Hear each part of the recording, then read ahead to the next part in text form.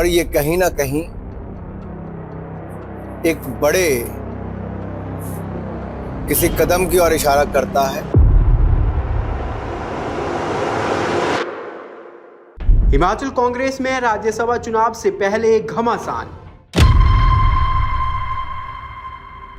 विक्रमादित्य सिंह के बयान के बाद दो फाड़ दिख रही सुक्खू कैबिनेट। ऑपरेशन लोटस की फिर चर्चाएं तेज। एमपी अनुराग ठाकुर बोले कुछ बड़ा होने का संकेत। और ये कहीं ना कहीं एक बड़े किसी कदम की ओर इशारा करता है। हिमाचल प्रदेश की सुक्खू सरकार के हालात ठीक नहीं चल रहे हैं। राज्यसभा चुनाव से ठीक पहले कांग्रेस के भीतर फूट के संकेत साफ नजर आने लगे हैं। कांग्रेस सरकार के बीच चल रही उठापटक से तय है कि कुछ तो बड़ा होने वाला है। पीडब्ल्यूडी मंत्री विक्रमादित्य सिंह के बयान के बाद सुक्खू कैबिनेट दो फाड़ दिख रही है। मंत्री बारी बारी एक दूसरे पर तीखी जुबानी हमले बोल रहे हैं। ऐसे में बीजेपी इस फूट का फायदा उठाने की तैयारी में है। सियासी गलियारों में फिर ऑपरेशन लोटस की चर्चाएं तेज हो गई हैं। इन चर्चाओं को एमपी अनुराग ठाकुर के बयान ने हवा दे दी है। अनुराग ठाकुर ने कहा, जिस तरह मंत्री लड़ रहे हैं वो बड़ा होने का इशारा है। उन्होंने कहा, कांग्रेस का कुनबा कभी भी इस तरह नहीं बिखरा जैसा अभी लग रहा है। और सरकार के कामकाज पर बड़े प्रश्न चिन्ह सरकार के ही मंत्री उठा रहे हैं। क्या ये तनाव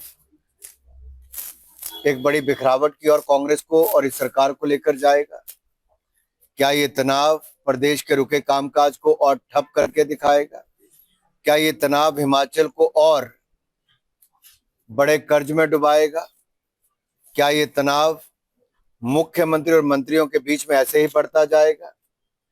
ये तनाव इस कदर बढ़ गया है कि अब एक मंत्री सिस्टम पर सवाल खड़ा करता है, दूसरा मंत्री उसको काउंटर करता है, तीसरा मंत्री आकर पहले मंत्री की सपोर्ट करता है, मुख्यमंत्री जी का बयान कुछ और आता है। इतना बिखरा हुआ कुनबा आज तक किसी सरकार में नहीं दिखा। और ये कहीं ना कहीं एक बड़े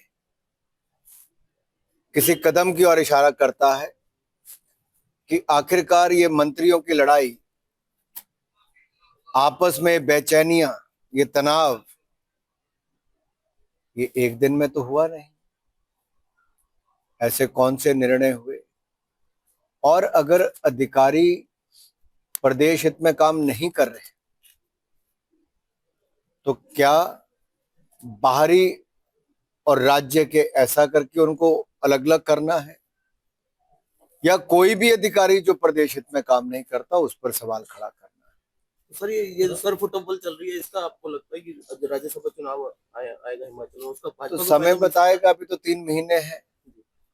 पिछली बार भी राज्यसभा के चुनाव से पहले किसको पता था क्या होने वाला है? बता दें, राज्यसभा सांसद इंदु गोस्वामी का 6 साल का कार्यकाल 10 अप्रैल को पूरा हो रहा है। लिहाजा इससे पहले राज्यसभा चुनाव प्रस्तावित है। मगर सुक्खू सरकार में 2024 जैसी गुटबाजी खुलकर सामने आ गई है। वजह विक्रमादित्य सिंह का यूपी बिहार के अफसरों के शासक बनने को लेकर दिया गया बयान बना है।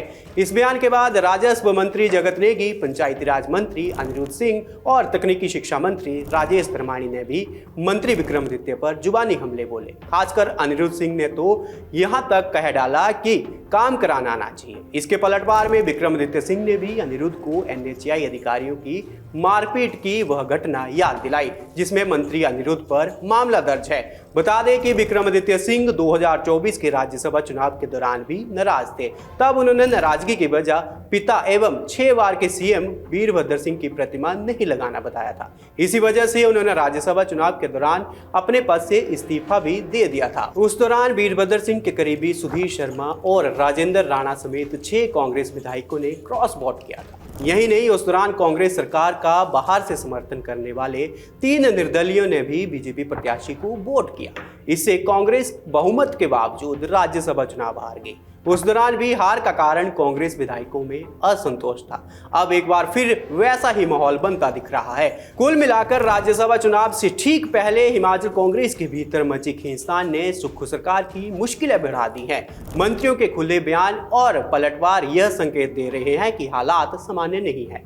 ऐसे में अब सबकी नजरें कांग्रेस नेतृत्व के अगले कदम पर टिकी हैं। क्या पार्टी इसमें रहते अंदरूनी मतभेद सुलझा पाएगी या फिर 2024 की तरह एक बार फिर से भाजपा ऑपरेशन लोटस में कामयाब होती है? ये आने वाले दिन ही तय करेंगे।